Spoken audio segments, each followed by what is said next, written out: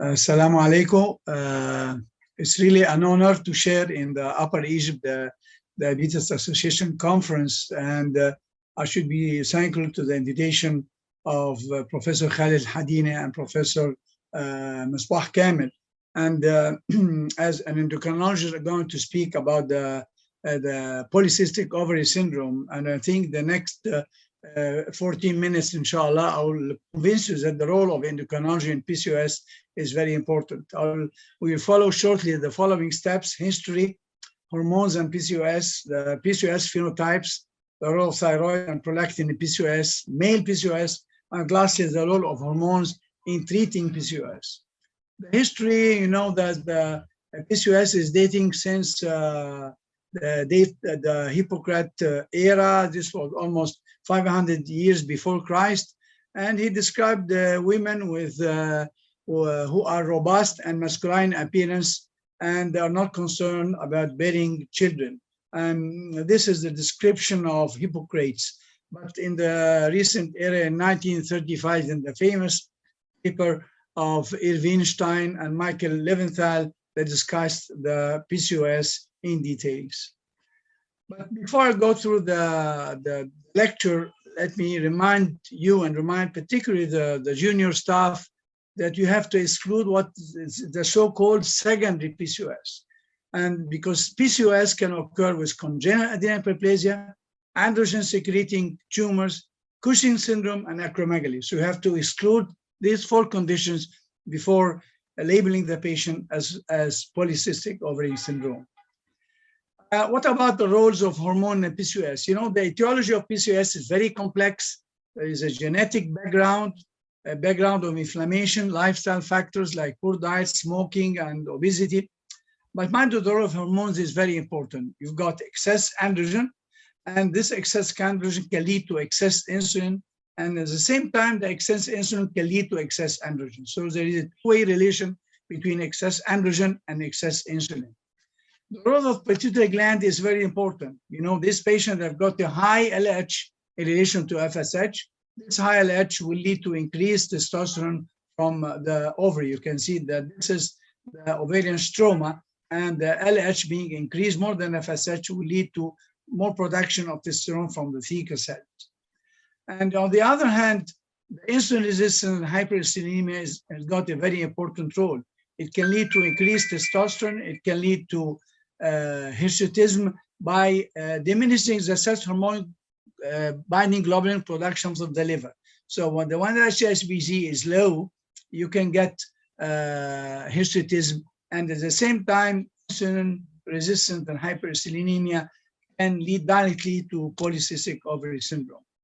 The role of the AMH, the anti-mullerian hormone in PCOS, is very important. You can see that patient with PCOS, they've got a higher level of AMH. The AMH is not only occurring in boys, as we have been told in medical school, but also the AMH is produced by the large pre-antral follicles. And this AMH is excessively produced in the patient with PCOS. And this excessive AMH can lead to negative effect of FSH. This is why high MSH will lead to diminished ovulation in these girls or ladies. The third point is the PCOS phenotypes. You know, the PCOS is not only PCOS, it's associated with other comorbidities: hypertension, diabetes, endothelial dysfunction, macrovascular disease, coagulopathy, dyslipidemia, and obesity, and the famous acanthosis nigricans. But mind you, there are 4 main phenotypic categories of PCOS. According to the presence of hyperandrogenemia and hirsutism, and this of one of our patients, PCOS on ultrasound, and excessive androgen in the blood. We've got the classic type 1, the classic type 2, and the ovulatory type, and the normal androgenic type. If you got the 3 present, this is type 1. Got the hirsutism and the excessive androgenesis type 2. Ovulatory, there is PCO on ultrasound with hirsutism, but there is no amenorrhea, and the normal androgenic type. And sometimes these are labeled as A, B, C, D. So please remember this label. This was in the Journal of Obesity and Gynecology. This was 5 years or 6 years ago. Phenotype A is hyperandrogenism, oligomenorrhea with PCOS on ultrasound. B, hyperandrogenism and oligomenorrhea. C, hyperandrogenism, PCOS and on ultrasound.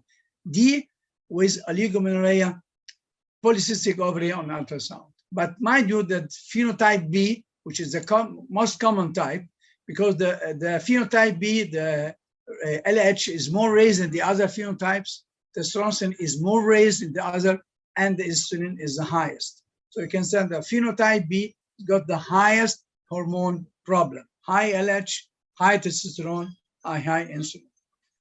And sometimes we encounter non-obese PCOS, and this patient, they different also as regard hormone.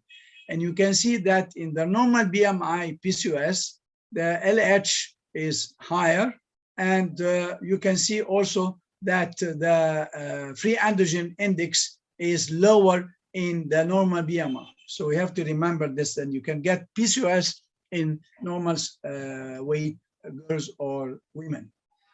The role of thyroid is very evident, and prolactin also is very evident in PCOS. We have to remember this. And this is an important publication by Abdelazim. This was 2 years ago.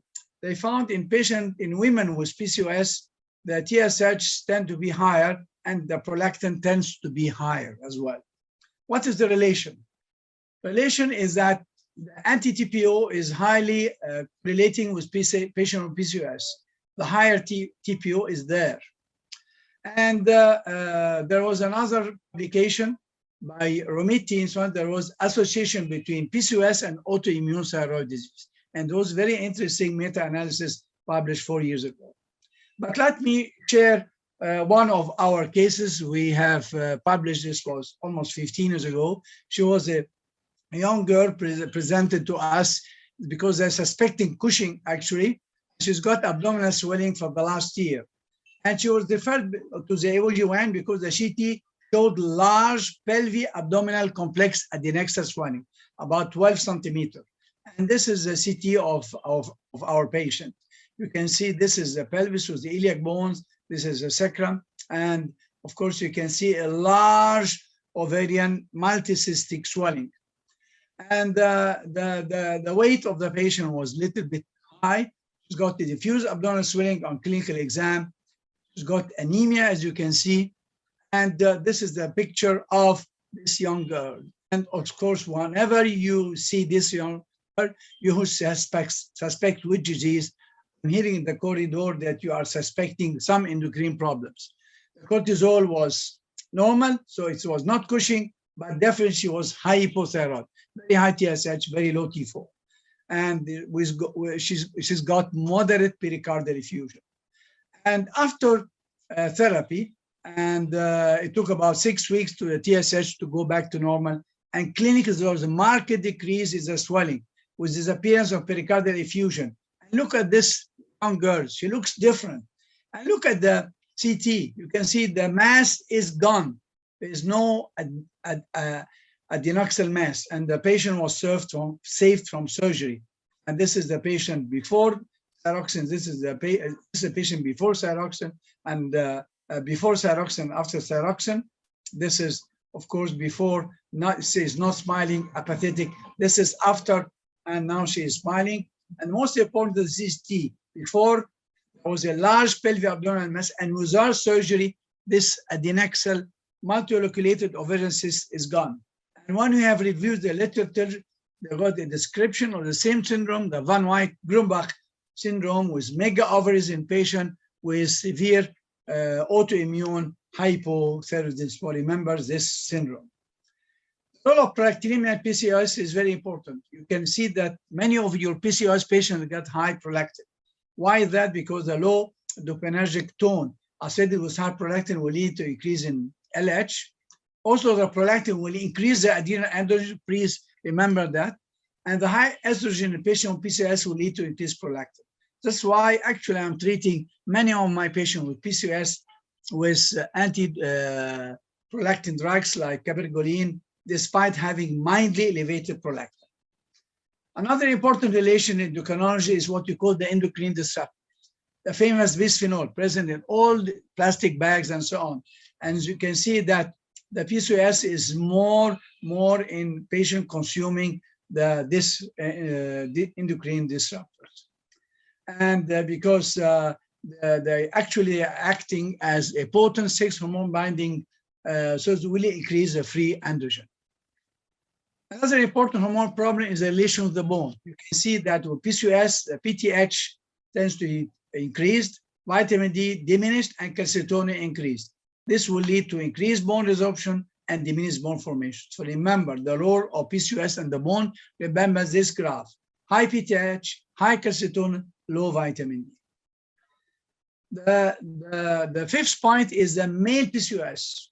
And this is a very interesting publication that you can get a male with PCOS phenotype. Of course, they don't have the ovaries, but they've got testes, but they got the same phenotype: high DHEAS, high AMH, high LH, high LH-FSH ratio, and high calculated free testosterone. Actually, they are insulin resistance, and they are hyperglycemic, overweight, with hyperandrogenism in the form of baldness, premature baldness at the age before 35. So remember that PCOS is not occurring only in women, but also in men. Lastly, what is our role as endocrinologists in the treatment of PCOS? Remember, the treatment of PCOS is a lifestyle modification, but also hormonal therapy is very important. For the metabolic alteration, correction of the insulin-resistant obesity and the acanthosis glands, metformin and GLP-1 analogs. For correction of menstrual androgenesis, metformin again, and the so-called cyclic estrogen progesterone pills, the cyclic pills. And for correction of hirsutism, you can use also the cyclic contraceptive pills, in addition to spironolactone and in addition to cyproterone. So it seems that the role of endocrinology is very important in treating PCOS.